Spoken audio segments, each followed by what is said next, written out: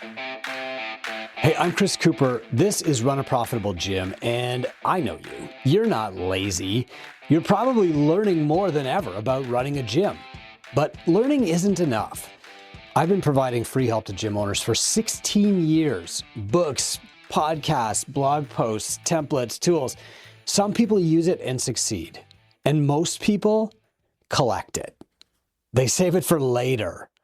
And later never comes. Today, I'm going to talk to you about the implementation gap and how to actually make the changes that will grow your business. The implementation gap is the space between what you learn and what you do. If you learn 50 things this year, but you implement 0, what does that do for your business? I'll give you a challenge here. Think of the last 5 things that you learned from listening to a podcast or you read in a book. Did you implement any of them?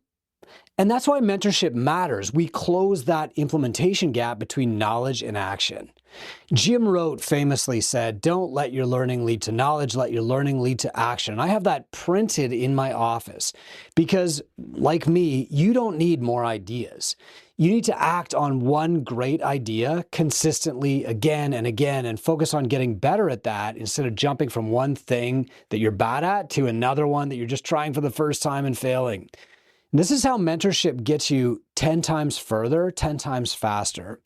So first, let's talk about the real cost of not taking action. Because sometimes we use the accumulation of knowledge as an excuse to not take action.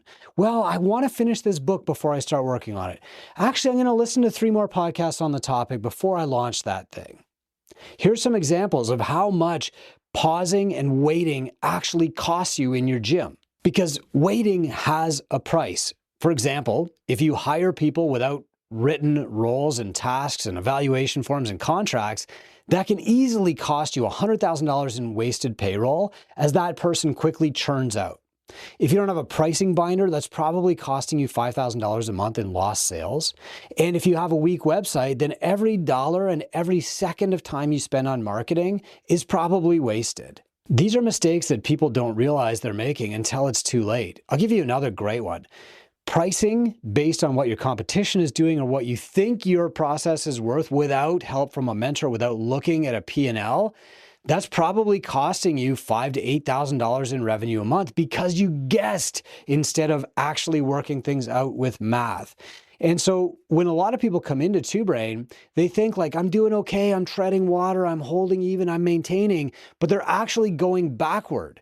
So they're wasting money on staff that's not going to stick around. They're wasting money on ads that have no effect because their website stinks or they don't have a good sales process. They're wasting money trying to get all these clients in and not keeping them. And they're wasting money on the wrong model. They're going down the wrong path as fast as they can. An example from my own gym is the first 4 or 5 coaches that I hired between 2005 and 2009 were hired without any written tasks to complete. They had no checklist. They didn't know how to do a 10 out of 10 A+ job.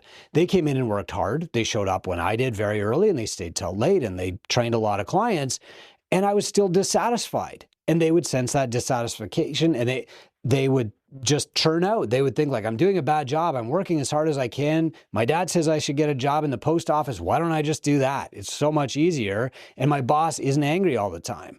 And so I wasted easily $100,000 on hiring people who didn't stay because it was my fault. The next problem that happens is that these mistakes compound. So very few of us make just one mistake in business. We hire the wrong people, we have a bad website, we're doing bad marketing, we have bad sales processes, our retention sucks, and all these things multiply on one another. If your retention sucks, then your staff is going to want to leave sooner.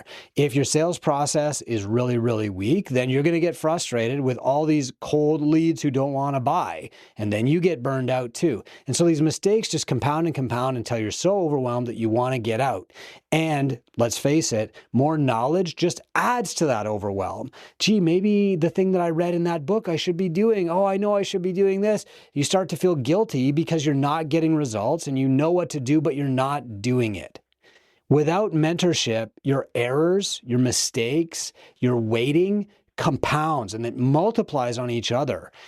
So here's the next problem. You start trusting your own opinions too much because you know the right thing to do, but you just don't do it. I'm sure you've got clients like this in the gym. They come in and they're like, oh yeah, by the way, I have Achilles tendonitis, or I have this problem with me. And you say, okay, did your doctor say that? No, I Googled it. Oh, did your physiotherapist say that? No, ChatGPT said this is probably what's wrong with me. And of course, doctors aren't perfect, but they're way more accurate than the average person. And that's because they have an objective perspective as well as their knowledge so that they can tell you exactly what to do and prescribe the action required to fix the problem.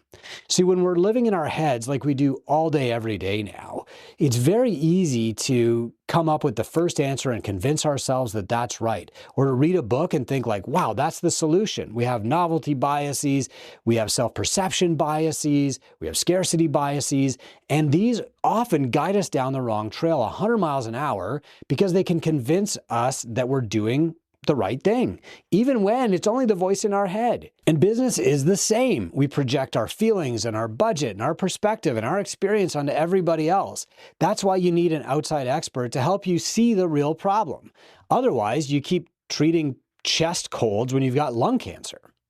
Now, look, I've had a lot of conversations, thousands of them, with gym owners, whether they were in our program or not. And quite often, 75% of the time, they say, I just need more leads. But the problem is the same problem I had in 2009. You can get a lead to come into your gym and not sell them. Maybe the gym is messy. Maybe you're all sweaty from your workout. Maybe you don't know what to say. Maybe you spend an hour trying to convince them and you never get to the point. Maybe you don't even make a clear offer. Maybe you run a free trial and you hope that they'll just toss their credit card at you on the way out the door. None of this stuff works. But inside your own head, you think, man, I'm working really hard. I'm trying really hard. Why don't they see it? Because you see it. You have to be able to see things from other people's perspective, and that is extremely hard when you live inside your own head all day. We project our knowledge of fitness onto people coming into the gym. We think that they understand why a GLP-1 might not be the answer. They don't. They don't have anything near our level of knowledge. That's called the technician's curse. But the key is that they think they do. They think they know all about fitness, just like we, first-time entrepreneurs, think we know all there is to know about business because we listened to a leadership book that told us to just grind harder and, eat the frog or something like that, right? The key here is that you need objective perspective. Just like your clients need an objective perspective to help them on their journey, you need that in your business. I use mentors still. It's been 20 years since I opened my gym. I have a mentor for my gym. It's been over a decade since I started mentoring other gym owners. I have many mentors that will help me. They're all paid. I listen to all of them. They all are very specific, and that's how I've grown the largest gym mentorship practice in the world. Not because I'm smart, not because I had the best idea at the right time, or I'm more creative, or I'm a harder worker. None of those things. It's because I have a coach. And that coach sees things from outside my own head. Look, you might think, I just need more time or more energy or more information to make a decision. But you've probably already tried all those things. And there's a reason that you're not taking action. You're not doing it. And it's not just because you don't know what to do or how to act next, right? That's what mentorship gives you, is a guide, a prescription, and accountability. I've got a lot of stories, hundreds of stories that I can share about mentorship guiding a gym owner to turn their gym around. Look, mentors don't come in and be your CEO. They don't change your gym for you.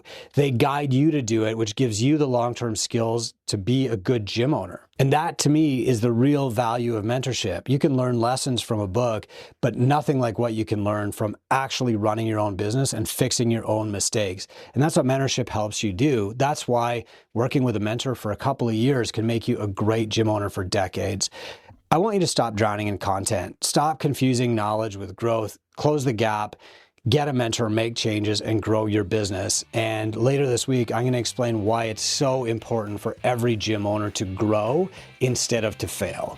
I'm Chris Cooper. This is Run a Profitable Gym. And if you want to get some help for free, go to gymownersunited.com. We share actionable steps, tools, tactics in that group. We do webinars. We answer Q&As for free every single week.